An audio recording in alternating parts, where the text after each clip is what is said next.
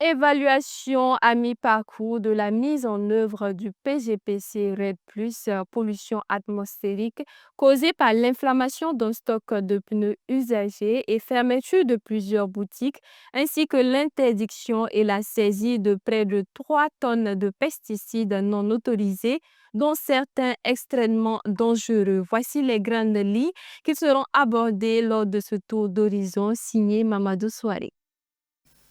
À Karangasso, Sambla, dans la région du Guirico, plusieurs boutiques ont été fermées et environ 3 tonnes de pesticides non autorisés, dont certains extrêmement dangereux et interdits, ont été saisis.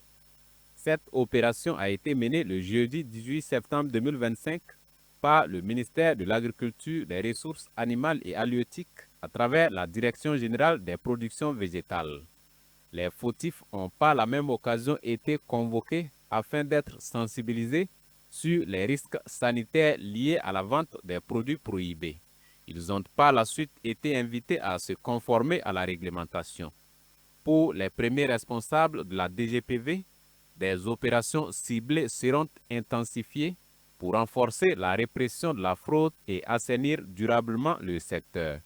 Et puis, dans la nuit du 24 au 25 septembre 2025, la direction de police de la salubrité et de la tranquillité urbaine est intervenue au quartier Rimkieta dans l'arrondissement 3 de Ouagadougou suite à une alerte citoyenne sur la pollution atmosphérique causée par l'inflammation d'un stock de pneus usagés. Cette mauvaise pratique, malheureusement récurrente, a de nombreuses conséquences sanitaires. Les agents ont ainsi sensibilisé les mises en cause après un nettoyage des lieux. La police municipale invite la population à adopter des comportements plus responsables afin d'éviter tout désagrément.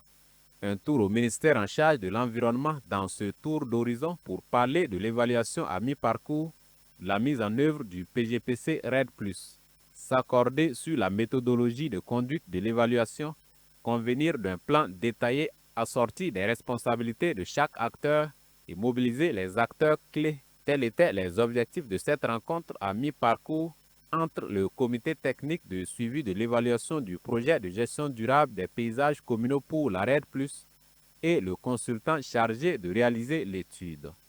Des recommandations ont donc été formulées afin d'optimiser le déroulement de l'évaluation et d'assurer une meilleure capitalisation des résultats pour orienter les prochaines étapes du projet. Voilà qui met fin à votre journal de ce soir. Merci de nous avoir accordé votre temps et votre confiance. Toute l'équipe de Faso Green TV vous souhaite une très belle fin de semaine pleine de sourires et d'opportunités. Rendez-vous très bientôt pour de nouvelles informations sur Faso Green TV. Au revoir.